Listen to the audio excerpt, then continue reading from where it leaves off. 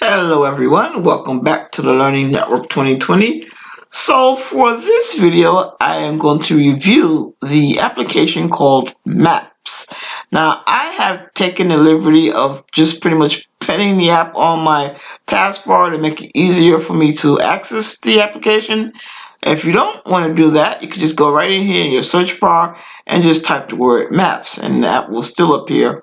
So from this point, I'll double click the icon and I will receive a very large screen here while the application will load.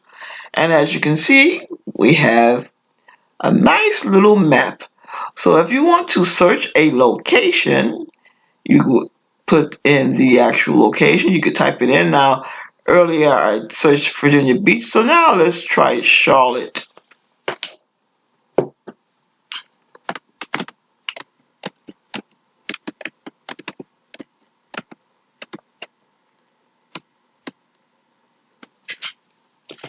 And there it is, Charlotte, North Carolina. And it'll bring up the map for Charlotte, and it will even show you the street view. Isn't that pretty cool? So there's all of the streets and the roads in Charlotte, North Carolina, and it'll put a nice little mark right in the middle there for you, and it'll tell you all the things that are nearby: restaurants, attractions, hotels, municipal buildings like banks, hospitals, and parking. That's very important. And now if you want to look up some directions, you have the icon for the directions. Now some of these options I'm not going to actually click on it. I'm just going to show you where everything's located. And if you want to print those instructions out, you can also print them out. You want to share it with someone else, you can do that. If you click on the three dots here to see more, you can actually pin the location to start right here, and you can pin your directions as well. So now let's go over to the right side of the screen. A few more options here on this little menu. So now if you click the first option, you'll see it'll give you the access to move the map around somewhat. The second option is the actual grid. It's also used for turning. And let's see if we click on it, what happens. You can actually tilt. And the first one, same thing. You could tilt and rotate the screen around. And the third option will give you, that's just if you want to add your location. I don't want to do that right now. See, it says show my location. I won't do that. And if you want to zoom in and out, you can click the plus or the minus button, or you could use your mouse button.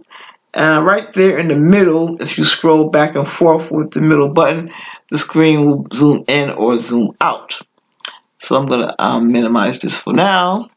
Let's go over to the little section on top which says road. If we were to click the drop down menu on the road option, the program will also give us an aerial view. So almost like having a drone kind of sort of. But before I click on the aerial button or icon, let's take a look at some of these other options in the program. So if you wanted to know what type of traffic was in that area, you could just turn this little dialog on or off, right? And it'll tell you real-time traffic that's happening, and also the incidents. If there's some kind of accident or what have you, you can see the little red marks right there. Really nice, really nice. Now, street side, if you want to turn that off, you could do that as well, and that gives you more of a geographical view of the actual town or place. And then you can turn the street view back on if you're looking for like directions. And of course, if you want to show your links, you can turn that on and off as well. So it's a pretty robust application. And so now let's go ahead and click on the aerial view. Double click that. And doesn't it look familiar? What does it look like to you? Yeah, it reminds me of Google Maps also. So now, as you can see right here, it says Charlotte, North Carolina. And if you kind of zoom in and out, you can see, just like Google Maps, pretty much the same. You could actually get a real close-up view of the streets and stuff and the roads, right? And that's, I think 95 is at 4. My eyes are bad. Looks like 485. And you could just kind of scroll, bring that down and up, and just go through the whole map scenario. Pretty nice. All right, cool. So I'll let you explore as much as you like, but I just want to show you the actual application running on Windows 11. All right, that's very, very cool. So tell me what you think. Tell me if you have any more ideas or questions. Make sure you click that subscribe button and the like button too if you like the video, which I know you will. All right, take care until next time.